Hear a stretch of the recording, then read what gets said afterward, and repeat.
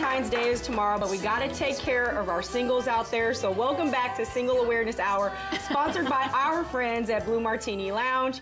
Being single isn't a big deal, but on Valentine's Day, when everyone is talking about love, it can hurt a little bit, right? Well, Julie Leventhal from the University of North Texas is here to help us out with this.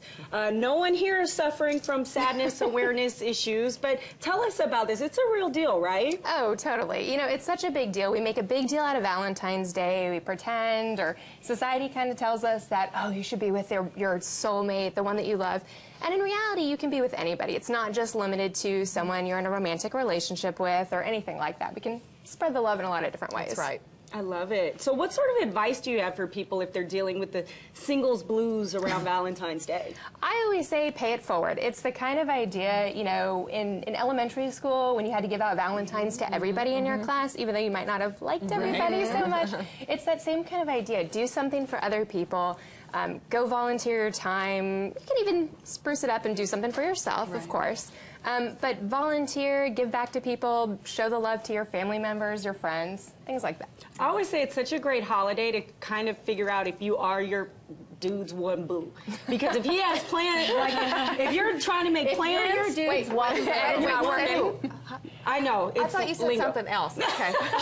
But right, because if that's the one day, and if he's got other plans, you may not be the one. I'm just saying. Okay. That's my advice, not hers. That's true. If he's got other plans and you're not on the on his agenda, then that's probably a problem, right? Yeah, it might not be the priority. You know, one of the things I remember, because I've been married 3.5 years, I met, you know, my husband 4. Boy, we rushed that marriage, didn't we? But anyway, I remember one of the things that we did, one of my girlfriends, most of my single girlfriends, we had a dinner one time where we actually had dinner at her house. Yeah. And we had it, you know, candles, and we had a nice dinner. And we were like, we're going to be each other's Valentines because, you know, sometimes you don't want to go out to have dinner on Valentine's Day because it's full of couples. And then you're sitting there with a tear in your eye.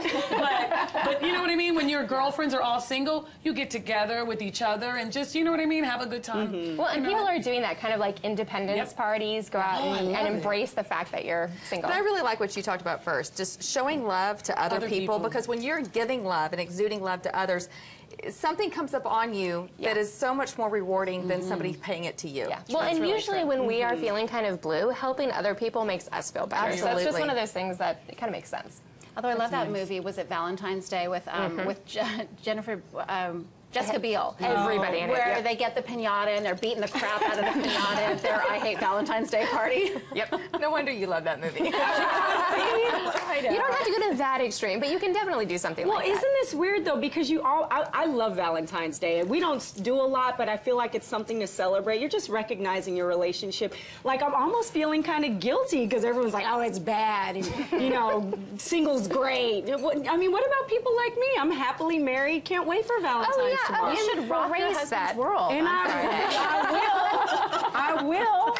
Well, that's what we don't keep in mind, is that everyone celebrates relationships differently. And so just because some of us might say, oh, Valentine's Day again, we can also be like, yes, Valentine's Day. You know, so it just depends on the relationship. That's great. Yeah. Good stuff. Great These tips. are good tips. Good tips about just appreciating where you are in your life, no matter what. And I love the paying it forward tip, too. Yeah, that's a big one. Yeah. There are many blessings in each of our lives, and we just need to be aware to take note of even the little things. Yeah.